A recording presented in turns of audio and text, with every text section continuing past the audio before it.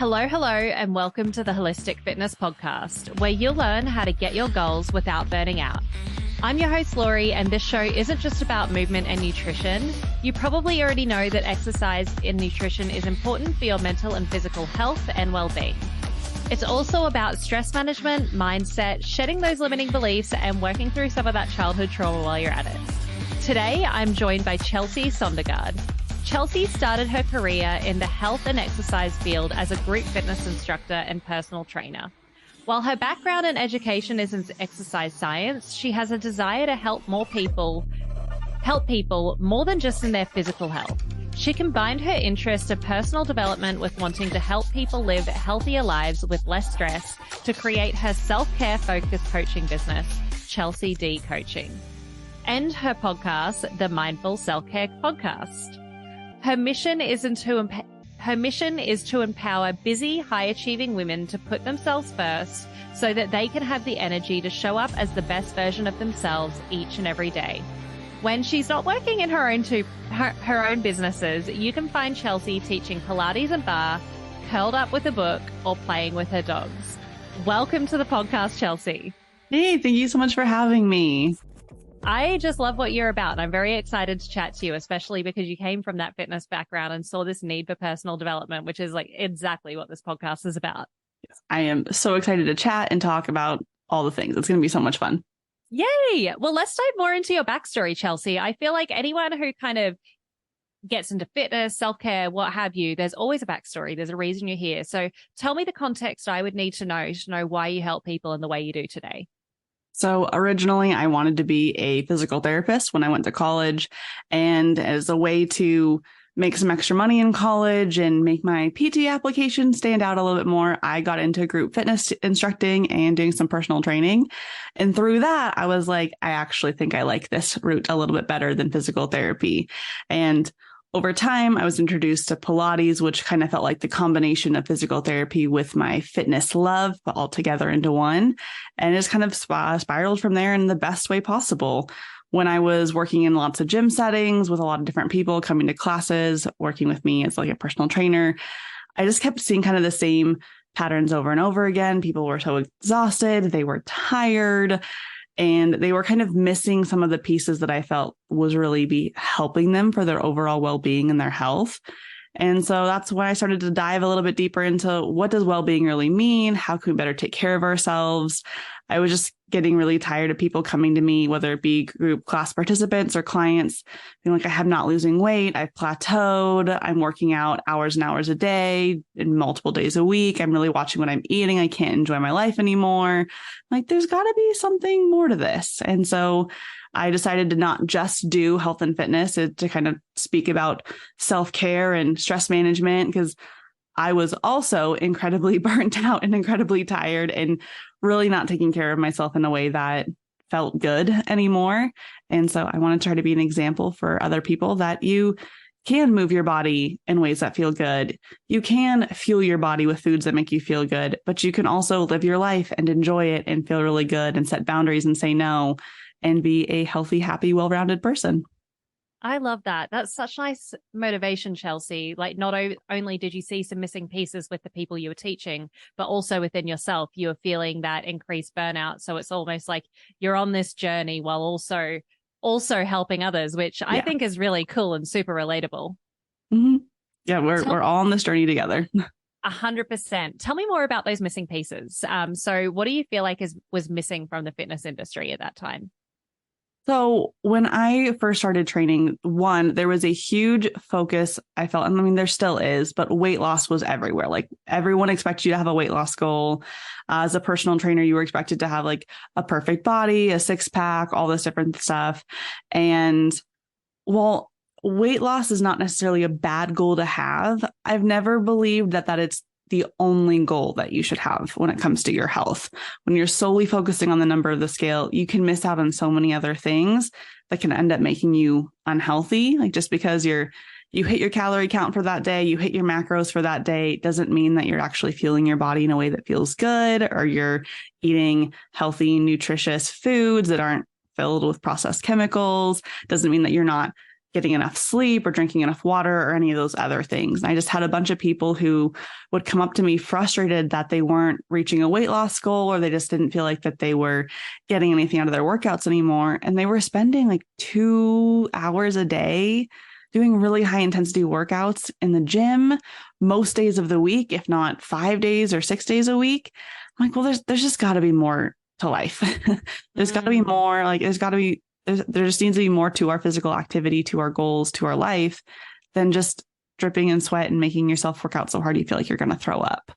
And then on top of that, when you're working that hard in the gym, but then you have a family life and you're trying to show up for your friends and you're trying to do everything that you want to at work. Like there's this joke that I feel like we say it's a joke among millennials, but I don't think it's that much of a joke. And we all need to kind of look at it, that we're all really, really, really burned out. We're like the burned out generation. And sometimes I think millennials, or really anyone, can wear that anxiety, that burnout with a badge of honor. And it's not really that good of a thing. Like it's not something we should just kind of laugh off and be like, yeah, I'm really anxious, I'm overwhelmed, I'm burnt out right now. And just kind of be like, it is what it is. Like we should really be looking at what is making us feel that way. And I'm a big believer that if it's your workouts, we have a big problem and we need to make some changes. I love that. The first thing that popped to my head when you spoke about like millennials and being burnt out and stuff like that is like, our therapy is, it is what it is. And then you said it. Yeah. We're fine. We're all fine, but we're not. And I think it's something like I talk with my friends about a lot, because a lot of us, we have anxiety, we have overwhelm, and we're just like, oh yeah, I'm just anxious. And here's my funny little coping mechanisms. I'm gonna go get myself a hot cup of tea and I'm going to go walk around Target or Home Goods to do some retail therapy. I'm like, yeah, we joke about this, but when you really start to think about it, it's sad and it's kind of scary that like there's just a whole generation, and not that it's just millennials. There's whole host of people across all generations that are feeling this way. I just, because I'm a millennial, I feel like I see it a lot in that age group in our own special way. And yeah, we joke about it a lot. And so then when I hear people specifically within my area of expertise being like, I want to work out, but I don't want to, but I feel like I have to. And then there's this negative self-talk of all this guilt if they don't do it. I'm like, this is not helping the problem in any way, shape, or form. Exactly. Yeah. And I think a lot of people know that exercise is good for us, not for just the weight loss benefits, but also for the mental health benefits. But there's this interesting newer study that I saw the other day. And actually, after a certain amount of time that you work out for, I can't remember, if you were working out 2 hours a day for 6 days a week, you would definitely reach this threshold. There's this curve where like exercise actually helps with depressive episodes, and then once you get to too much exercise, it doesn't help, which I found really interesting. It's like the sweet spot of exercise where it helps. And I wonder, like, just because I worked in bodybuilding gyms and stuff like that, and I saw a lot of body dysmorphia, and I wonder if it's like because of an increase in obsession. I wonder what the qualitative aspects of that study are. Yeah. And I mean, I always think like mindset is so important, because whatever you're thinking is what you're paying attention to. And one of the other reasons why I don't like focusing on weight loss as your only goal is because for myself, it's never worked. When I'm focusing on like, oh, I really want to lose however many pounds, whatever it is, I obsess about what I'm eating. I'm obsessing about my workouts. I'm always like, is this enough? Did I lift heavy enough? Did I work this muscle group enough? Am I going to get the gains that I want to? Did I drink enough water? Did I hit these calories? Did I get enough protein? And it spirals.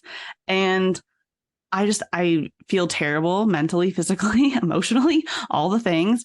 And when I just kind of let myself be and I allow myself to trust my body and the energy levels that I have, and just kind of what I want to do for my workouts with some sort of kind of structure and plan still, I feel so much better about myself. And I feel like if I was trying to lose weight, when I stopped kind of letting go of that like force, that trying, it happens. And so that's why if we can focus more on our mindset in a positive way and and going from a place of moving our bodies and fueling our bodies and taking care of ourselves from a place of self-love of, hey, I'm a magnificent human being, I can't say that word apparently today, a magnificent creature. It is hard, but like, I'm amazing. I deserve to move my body because it makes me feel good. I deserve to eat nutritious foods because I feel my best and I deserve the best. When you come at taking care of yourself from that space compared to the, well, if I eat this food, I'm going to feel like a lazy piece of trash. And then therefore you will truly feel like a lazy piece of trash. Like it's not going to help you. Like if you don't feel good, when you feel like a piece of shit, you're not going to take those steps to take care of yourself. So if you can come from a place that's a lot more loving, a lot more caring, you speak to yourself the way you would speak to a friend or another loved one, you're going to be able to take those steps a lot more consistently and a lot more easily to just make yourself feel better. Yeah, I totally agree with you. But I also do think treating yourself kindly is pretty aspirational. I think that, we would never speak to another person the way that we speak to ourselves, like even our worst enemy. We wouldn't speak to them like that because I think inherently humans are pretty hard on themselves. Well, I speak for myself and I speak to people I've coached. Humans are hard on themselves in my observations. So what does that process look like going from like exercising from a place of self-hatred to a place of self-love? I think at least for me, it started with admitting that I am a human that has a limited capacity for energy every single day. There is only so much I can give for everything in my life. There's only so much I can give at work, in my personal life. There's only so much I can give in my workouts every single day. And that energy amount changes from day to day. So when I think I started looking at it from an approach of I'm not a machine, and this is what I tell my clients too, and people that I'm working with of, you are only meant to put so much out into the world every single day. Give yourself some grace to meet yourself where you're at. And like, so today it was a really gloomy, rainy day here where I live. I normally spend part of my morning curled up reading with a book. And I wanted to work out kind of. I was kind of lying there like, I could just stay on my couch. It'd be fine.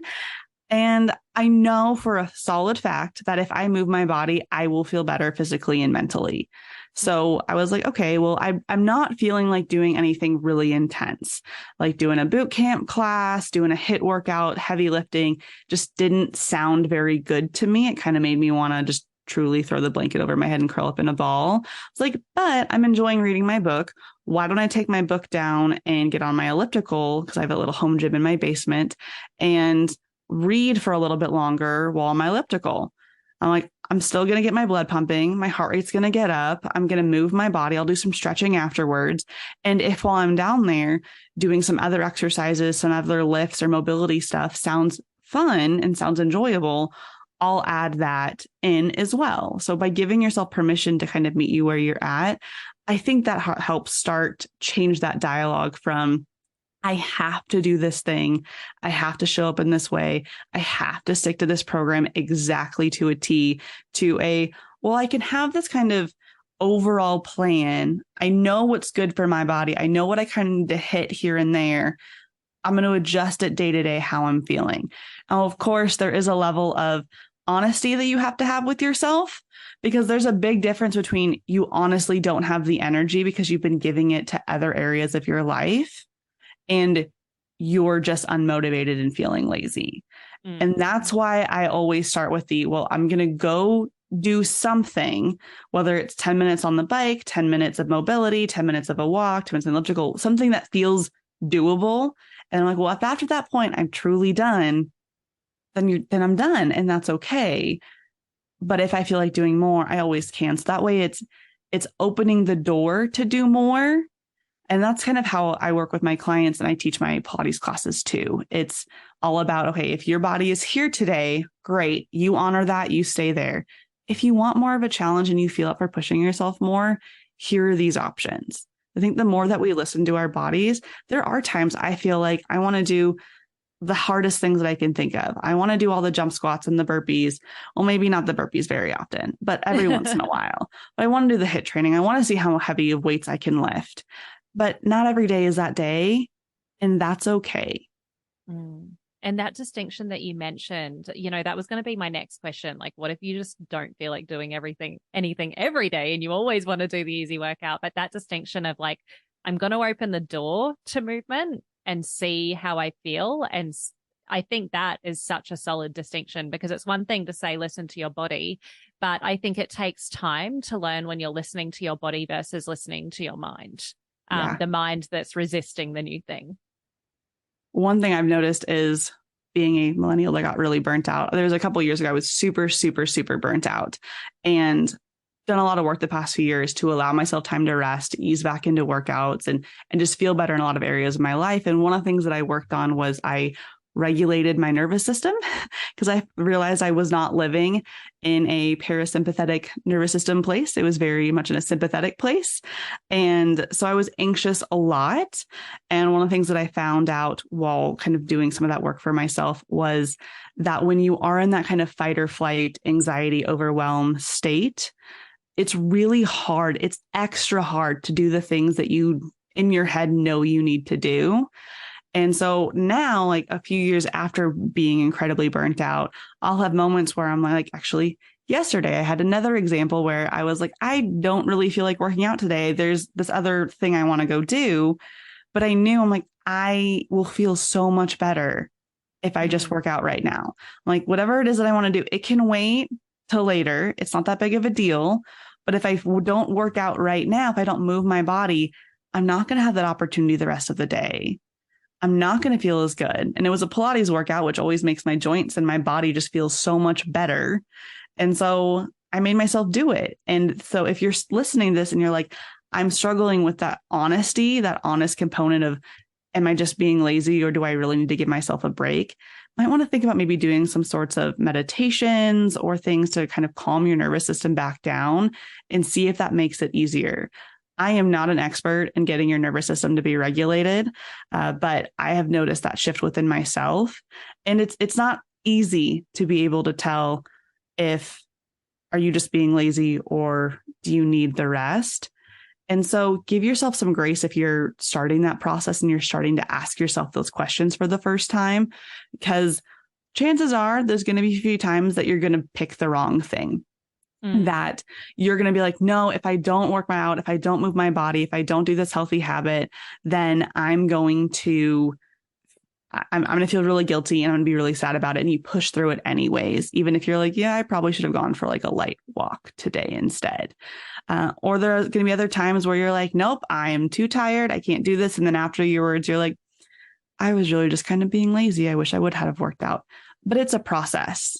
It's a process. And another kind of thing that a coach that I worked with helped me with is she shared this concept of it's a free choice if you feel like you can go with either option that you're facing and still feel like whatever you choose is safe, is happy, is healthy. And so if you're trying to choose between I'm going to work out, I'm not going to work out, and you're like, oh, well, if I choose that I don't work out, there's a lot of guilt with it. There's a lot of kind of icky negative feelings. But then picking the working out is like the should thing that you should do, the thing that you really feel like you have to do.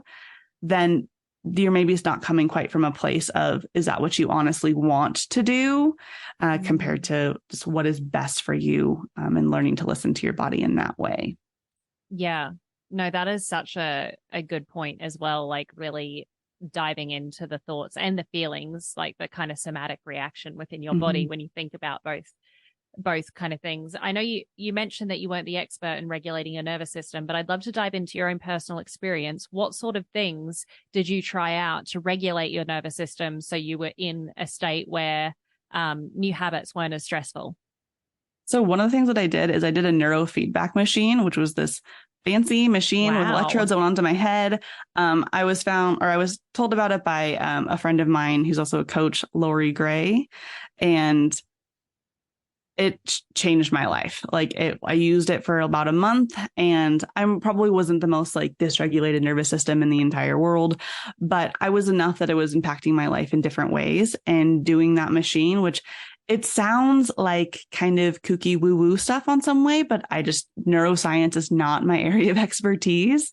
But basically, you listen to a song, a sound, and through what you're listening to, the electrodes are realizing how your brain is reacting to it. And somehow through its magical system that's above my area of expertise, it works to bring your nervous system back down into more of that parasympathetic, not fight or flight. And it was one of those things that, because I had a trusted friend that told me that it worked, I was like, yeah, okay, I'll try this. This is fine. It'll be fun. And if it doesn't work, like, what's the harm? And it worked wonders. And it's been a little over a year since I did that. And I still notice a difference after having done that machine for a month and a half. They're not always easy to access. And they're very expensive to buy personally. But there are some facilities that have some. So if you're interested, I would encourage someone to like Google neurofeedback machines. That's so cool. Find someone in your area. But meditations in addition to that were really helpful. And I think that's what I use now to kind of maintain that, is try to find stillness, find time in nature, and just breathe and try to slow my mind down. And it really does make a big difference. Are you tired of constantly feeling burnt out while trying to achieve your goals?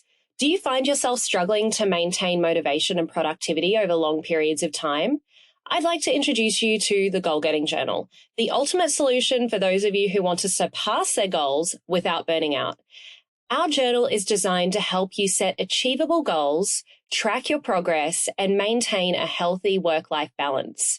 With our journal, you'll discover practical strategies for managing stress, staying motivated, and avoiding burnout, including time blocking, habit stacking, and so much more. You'll also learn how to prioritize your tasks and maximize your productivity so you can get more done in less time. The Goal Getting Journal is perfect for anyone who wants to achieve their goals without sacrificing their mental health and well-being. Whether you're an entrepreneur, a student, or just someone who wants to make any positive change in your life, the Goal Getting Journal can help you stay on track and avoid burnout. And for Holistic Fitness podcast listeners, you can get 20% off your first journal using the code HFPodcast.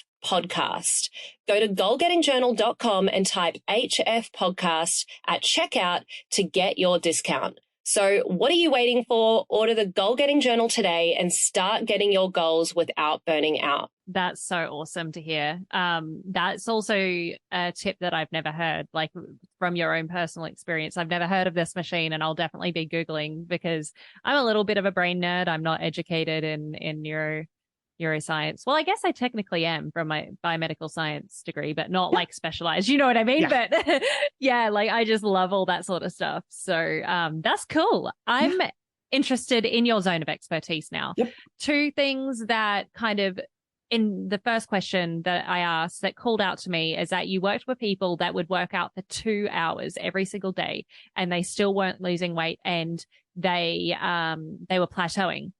In my mind, it's like, okay, calories in, calories out, you know, you're burning a lot of calories. You know, let's just say they're hitting their macros. They're in that quantifiable kind of zone. Why would someone plateau when they're working out that hard? The way I've always looked at it is exercise is a form of stress on your body, and every form of stress can be good in the right quantities. So exercise, even though we look at it as being a good thing in our life, like more is better is not one of the things that applies to exercise, especially in the generally higher intensity exercise that we tend to see. And a lot of these people I was talking to, they were doing group fitness classes where they would be doing a 45-minute to an hour boot camp class, followed by a 45-minute to an hour cycling class, both of which were very, very high intensity workouts, or running, or then doing other types of high intensity focused classes and workouts. It was a lot. And so when you're doing that level of exercise, that level of physical activity at that high intensity, you are pumping cortisol into your body. And when cortisol is in your body and that amount, your body's going to hold on to fat because it thinks that there's something terrible happening. It's like, oh, wow, we are really stressed out. We got to make sure that we have supplies for the future, because your body's and your brain's number one job above anything else is to keep you safe and alive.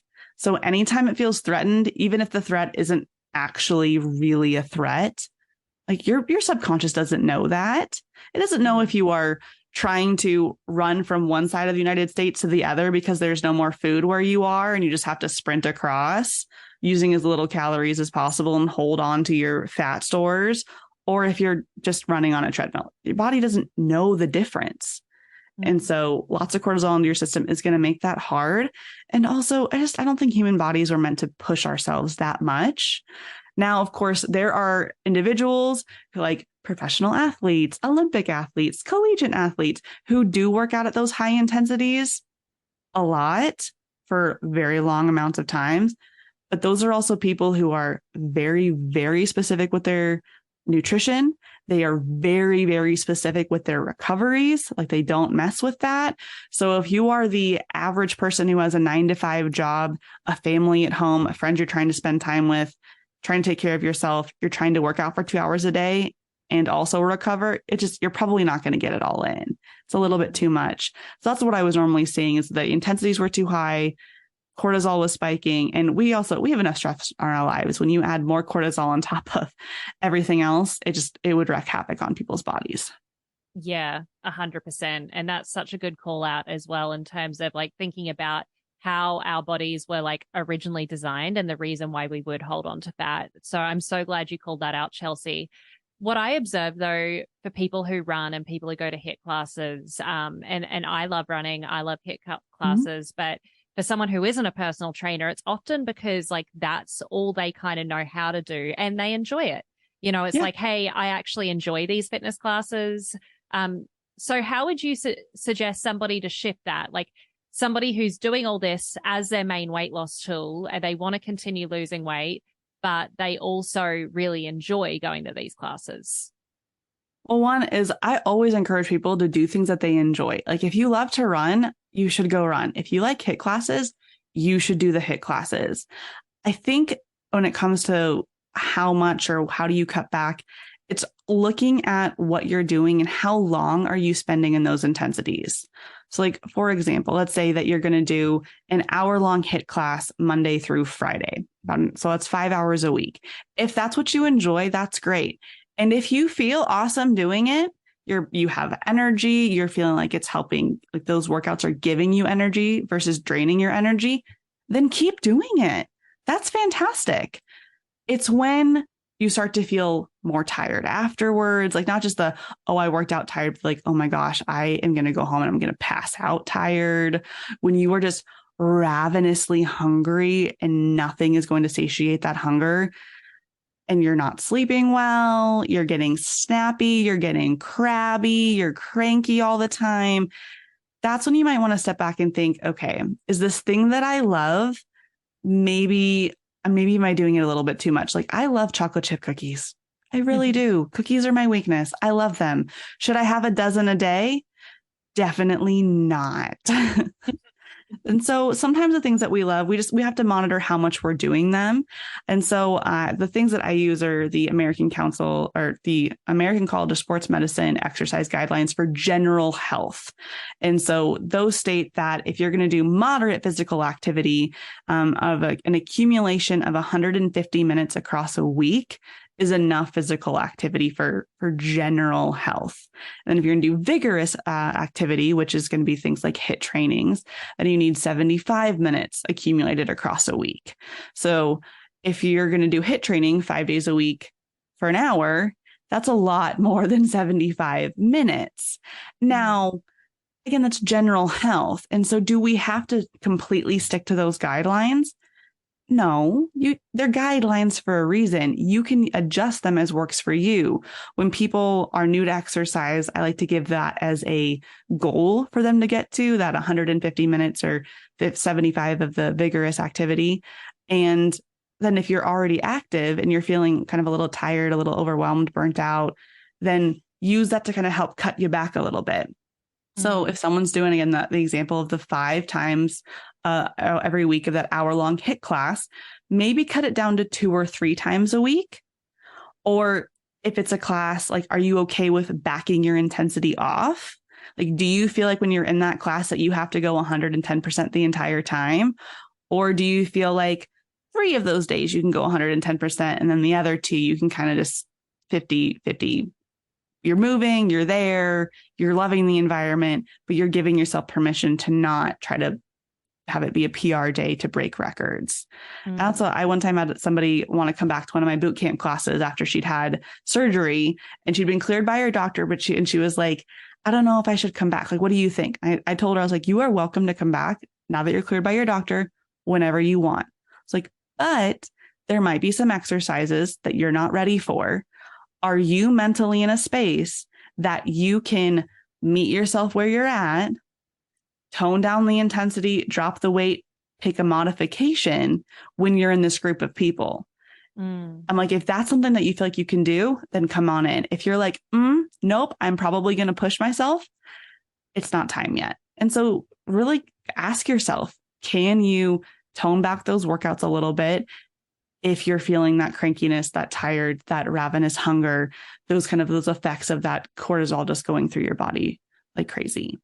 Yeah. And you raise a really interesting point there, Chelsea, the sociology behind like group fitness in general.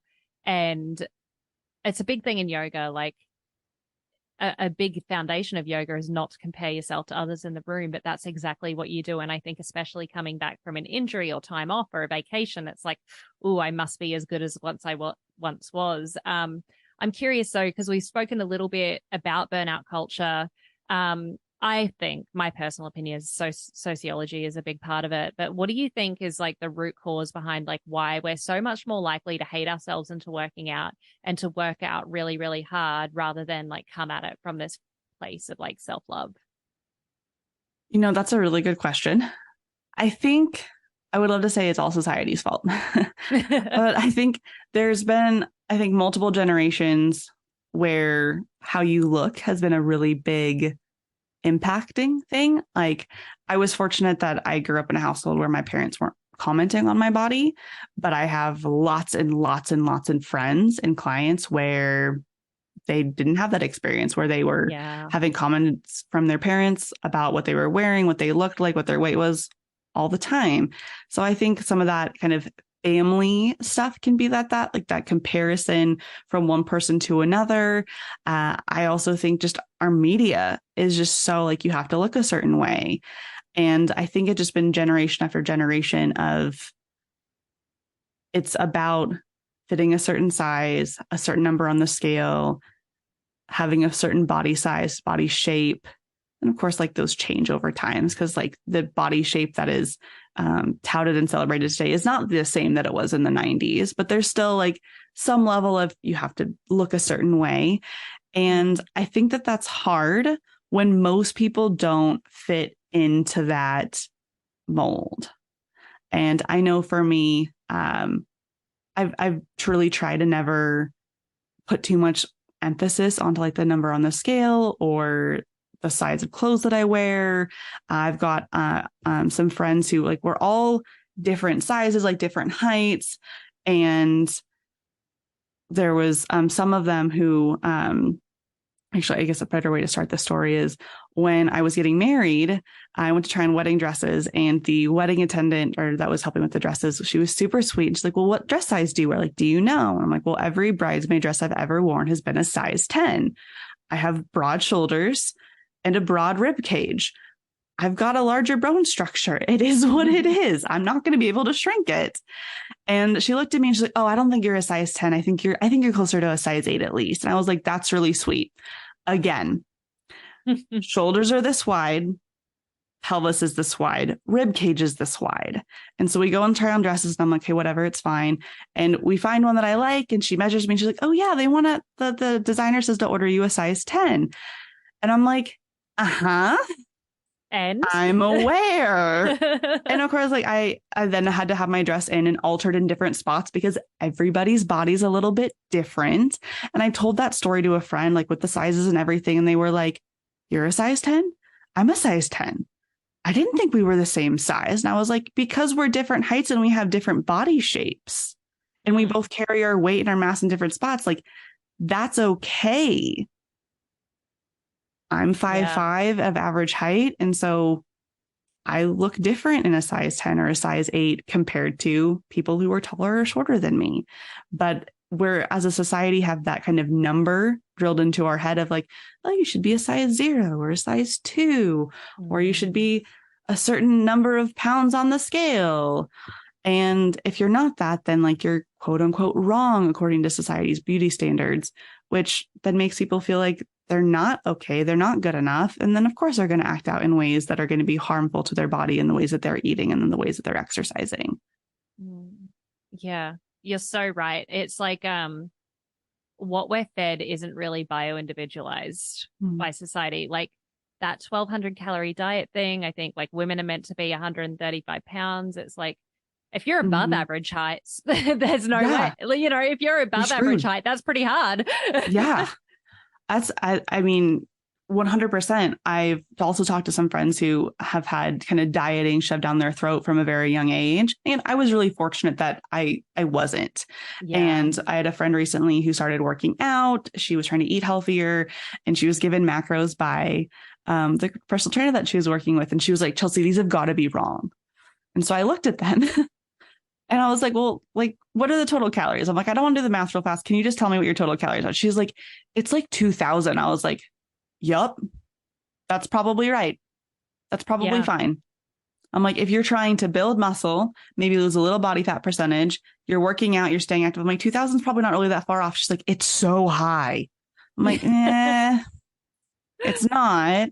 And so I pulled out, I have an Oura ring as an activity tracker.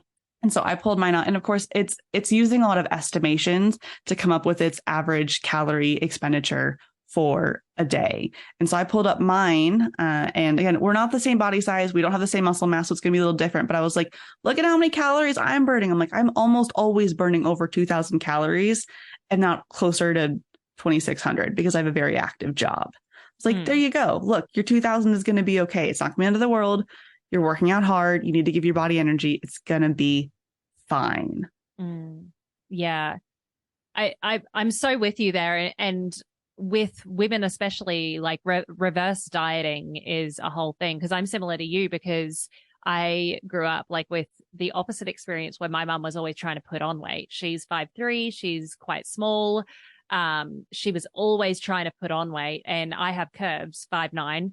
So like a lot taller as well, and always told how beautiful my body was and stuff like that. So the exact opposite experience of what, and all of these kind of standards I've learned through my clients and through being on this podcast. Like I heard of an almond mum for the first time the other day. And I'm like, what's an almond mum? I've never heard of this. Isn't that like if you're hungry, you're supposed to just eat an almond? Yeah, something like that. I've heard about that too. Yeah, I did not have that experience growing up either. I know. And reverse dieting is actually really, really important because, like, let's just say your friend has been told to have like 2,000 calories and they've been eating 1,200 calories all their life. Like they kind of need to work themselves up to that point so that they can eventually lose the fat they want, because chances are if you're having 1,200 calories and only focused on calories and not the macros, you probably don't have enough muscle mass to be burning at that rate yet. There's like so much that goes into it, but you can eat more than you think. Yeah. And I think it's about being intentional when you eat. Yes. I know I recently started kind of going on this journey of paying a lot of attention to my blood sugar. Diabetes runs in my family and I just really like preventative care. And so I would rather figure something out now when I'm fairly young and have an opportunity to really make a big impact on my health. And so by learning about how my blood sugar is impacted by different foods, different food combinations, different activities, it's really changed the way that I approach eating, not just from oh, I'm hungry and this sounds good standpoint. I know this is going to be nutritious or it's going to be the right number of calories, but also, okay, what's going to help make sure my blood sugar doesn't spike? And for me, being able to have that perspective, because I don't love counting macros or calories personally. It makes me think about my food way too much. And I love food. I think it should be something that you enjoy in your life, but I don't want it to be controlling my life. So when I have kind of the framework of, well, what can I eat that's not going to spike my blood sugar? It forces me to pick foods that are generally more heavy in protein, a lot more vegetables, a lot more fiber. And it makes me not eat the cookies or not go get the latte at Starbucks, but it makes me really question why I'm having it. And I've learned that I have a tendency for emotional eating. And so being able to slow down enough and have a reason to be like, why am I putting this in my body? It makes a huge difference for me. And now I know people who aren't emotional eaters and they're like, yeah, like I can just eat exactly what's on a meal plan all the time. I'm like, no, I need it to like Congrats. taste good for you. But like, I really do enjoy eating food, and I just have to toe the line of making sure it's not being detrimental to my health. But that awareness and finding kind of those things of like, what does your body really need to feel its best? It makes a big difference. And I had somebody ask me recently what I thought of like the carnivore diet. And my response was literally, there's a reason there's 50 million diets out there. It's because each one works differently for everybody. I've heard science say that the keto diet is the worst thing. I've heard people say that the carnivore diet's the worst thing. I've heard people say the vegetarian diet's the worst thing. And I also know people who eat in all of those different ways who feel absolutely fantastic. So if somebody wants to try something and it makes them feel good, good for them. We all have to find that way of, how am I going to put food in my body that makes me feel my best?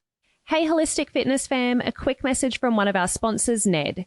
As you all know, I recommend good nutrition, movement, and stress management practices before supplementing, so you know what type of supplementation that your body actually needs.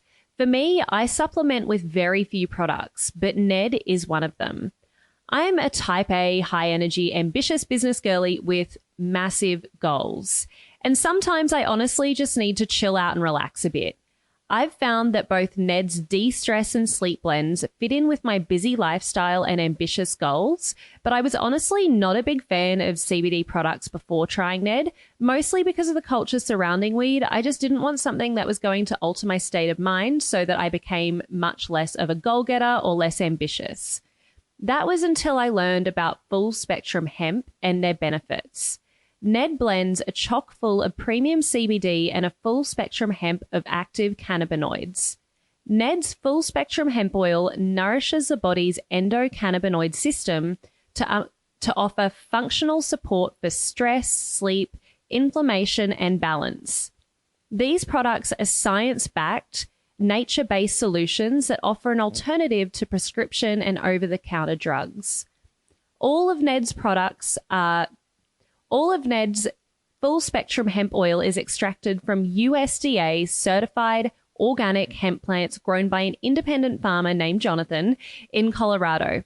I'm obviously a big fan, but don't take just my word for it. Ned CBD products have over 2,000 five-star reviews, and they work with incredible partners in the medical field like Dr. Caroline Leaf, Dr. Christian Gonzalez, and Dr. Will Cole. Ned is providing Holistic Fitness podcast listeners a very special discount. If you'd like to give Ned a try, listeners get 15% off Ned products with the code LaurieLee, LORILEE. Thanks, Ned, for sponsoring the show and offering a natural remedy to bring balance to so many people's well-being. Yeah, fuck around and find out is what I say. Just mess around, try a whole bunch of different things and figure out. Try it. It's an experiment. It's totally an experiment. Yeah. And there's frameworks for sure. Like even when it comes to like ideal fitness, like Pilates may be great for you, but if we were going to look at it as a framework, find something that works on your mobility, your strength, and also some level of endurance. So maybe you pair Pilates with something else, or maybe there is a good endurance in there. It's just like within that framework of things that your body does need at some sort of time, like figure out what you like. And it's the same with your nutrition as well. Yeah, I totally agree. The people that are coming to my studio to do Pilates with me, the way that we kind of teach our classes and the clientele that we normally have, our classes, they move. Like you can work up a sweat, no problem. But is it necessarily getting like the same type of workout for your heart as maybe going for like a slow jog or a longer walk? Maybe not necessarily. It's a lot of strength and mobility.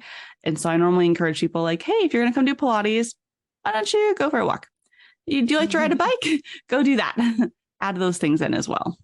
100%. Yeah, to keep it balanced. Something you mentioned that I do want to dive into quickly, just because I've had a similar experience with something else, is you measuring your blood sugar levels. Mhm. And I love how like health is still the goal in some sort of way. Um, and weight loss would usually occur from doing things that are better for your blood sugar. But you found another metric, something that, because I'm actually like in a phase where I'm in a more weight loss goal kind of phase at Mhm. the moment. But something I'm really enjoying measuring at the moment is my heart rate variability, because I have a Whoop, and my resting heart rate. And I've noticed when I've got really high recovery levels and I'm feeling good, I'm getting out of bed easier, those two metrics are usually better. And that's from balancing my recovery activities like yoga with running and weightlifting and stuff like that. So while weight loss is still important to me for sure, I'm at a stage in my life where I've put on more weight than I would like, which happens. Your body goes through phases. I'm really enjoying like focusing on those metrics that I've noticed make me feel a certain way. I love that you bring that up, because that's the exact reason why I don't love weight loss being your primary goal. Because when you start taking care of your body, most of the time, weight loss is going to happen. And weight loss and weight gain are two really complicated things that marketing has made think is just calories in, calories out. It is on the surface level. There's a lot more to it. So when you can focus things like, what are your recovery metrics? What are those blood sugars? Well, what weight are you lifting? How far are you running? When you can look at those other things, like how are your clothes fitting? Like notice those things more than just what the number on the scale is, because that's so much more motivating.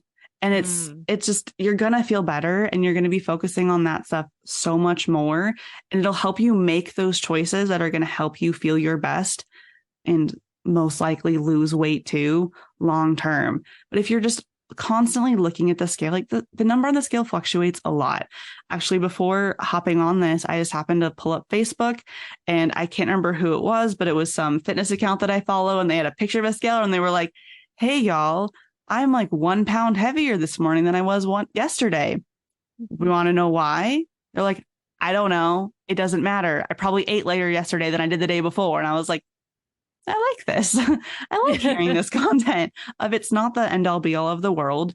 And the more you can focus on those other things, those metrics that you enjoy that are bringing motivation to your life naturally, that's going to make such a big difference in being able to make these habits a long-term change, not the, well, I'm going to exercise and diet until I lose 20 pounds and then I'm going to move on.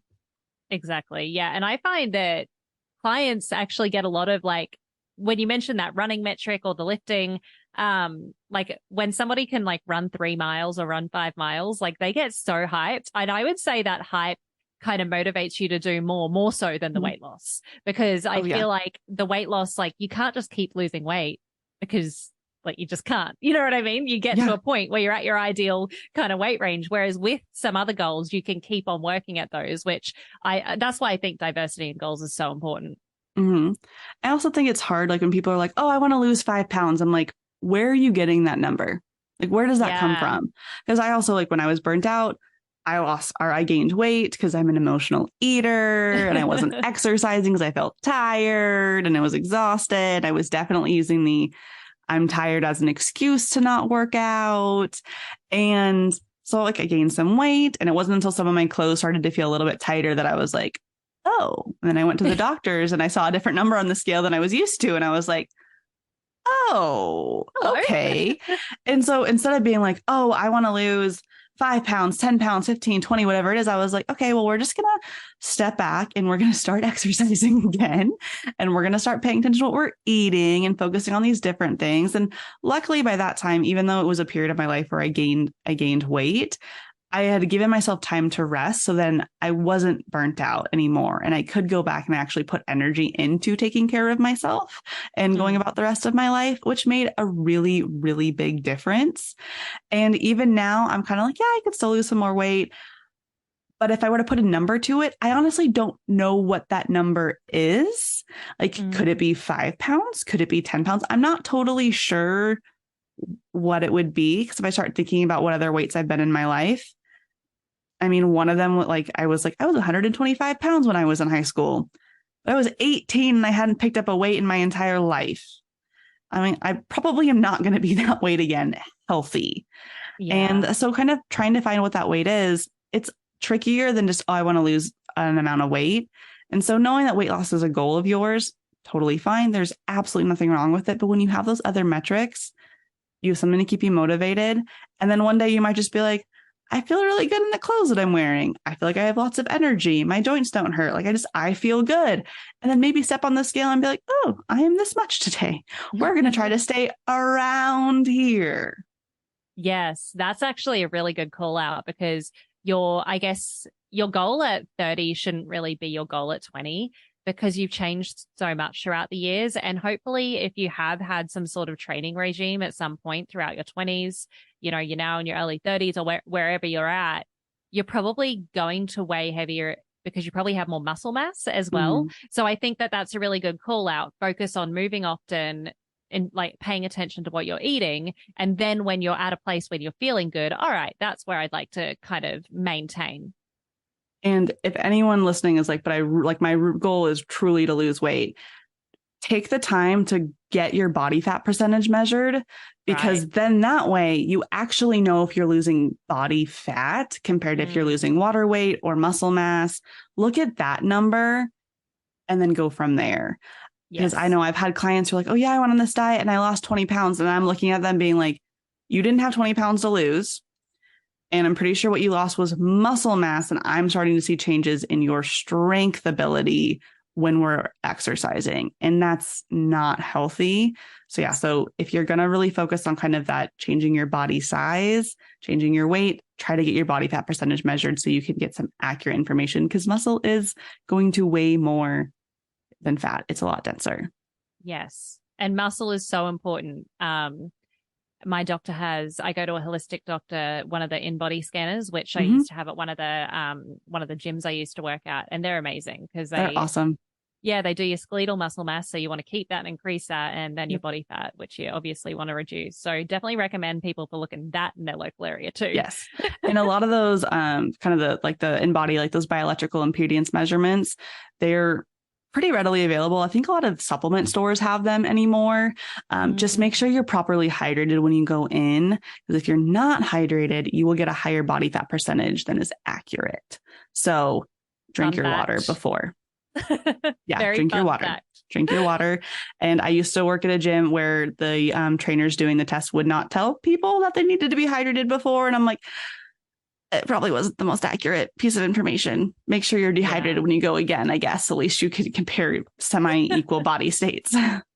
Makes for a good story if you don't tell them on the first round, but you do tell them on the last round. Yes, maybe that was the trick, and I'm just too honest. Maybe. No, I much prefer the honesty. I really enjoyed our conversation today, Chelsea. We've spoken about a lot of different things, but I'd love for you to create your own question now. Is there anything that we haven't spoken about today during this podcast episode that you'd really like to chat about? I would say we kind of touched on it a little bit, but find a way of moving your body that feels good for you in whatever way that is. If you love HIIT workouts, if you love running, if you love weightlifting. I'm someone who I like to do different things. I like to do Pilates. I like to weightlift. I like to do bar. I like to cycle. I like to walk. I like to every once in a while run. And so a lot of times I'm kind of creating my workouts for the week, for the month, based off of how I'm feeling and what is interesting me at that point in time. Do I want to work out with other people in a group fitness class? Do I want to be by myself in my basement? But be willing to experiment, be willing to go try new things, new environments, and just see what you like. And then do that. Make it as something that you do consistently, you put into your schedule, into your routines. And yeah, that's probably my best piece of advice when it comes to move your body, is find something that brings you actual joy, because you are more likely to do it, which is the important thing.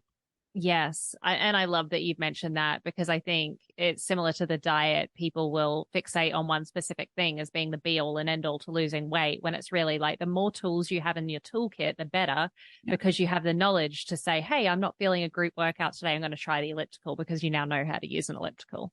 Yeah. Like I love yoga, but I don't love yoga all the time. Yoga for me is one of those classes that I like going to it when I feel like I need to slow down. I want to stretch more and I want to challenge my body in a different way. But if I was like, I'm going to do yoga every single day, I wouldn't enjoy that. Same thing for running. If I was like, I'm going to run every single day, probably wouldn't have a good time. But if I run when it sounds fun and exciting and I have that energy and I just want to do it, then I'm going to be a lot happier and my body is going to be a lot happier too. I love that. Yeah. You know what? Personally, I'm just going to provide this different kind of blend for people. I go through phases. I go through phases where I want to run every single day for 2 weeks, and then I want to do classes every day, and then I want to do yoga every day. It's really weird. It's like a hyper focusing, I guess. It's like I'm hyper fixated on the one thing for a bit, and then I move to something else. I do that too. Yeah. I'll become obsessed with something. And normally if I feel like I'm getting obsessed with a certain type of thing, I just kind of go through the checklist you mentioned earlier. Is there strength training involved? Is there mobility? Are we doing endurance? Is my heart rate getting up a little higher? Am I recovering enough? Okay. If those things are happening, then we're good. I'm going to keep doing whatever I feel like doing, even if it's the same thing every single day for 2 weeks. Exactly. No, I love that. It's been an absolute pleasure chatting with you today, Chelsea. And I'm sure, other folks, they want to get in touch with you. So how can we all get in touch with you? So the best way right now is on Instagram at the Mindful Self-Care. That's where you're going to find anything that I'm kind of doing right now. And then I got my podcast on there too, which is kind of very similar to this. We talk all things self-care, and my definition of self-care is very broad. It is anything that makes you feel good and gives you energy. And so we talk fitness, nutrition, mental health. Sometimes it's me talking with a guest about a topic that they're an expert in, or just their experience with their self-care, or it's me giving my thoughts on something. Amazing. So if you love the holistic fitness podcast, you're definitely going to love the Mindful Self-Care podcast. Yeah, it'll be fun. Awesome. Well, thanks so much for joining. I've really loved having you, Chelsea. Thank you so much for having me, Lori. This has been fantastic. No worries. And for everyone listening at home, whether you're vacuuming the house, driving the car, whatever you're up to, eat well, move well, breathe well. And until next time, keep shining.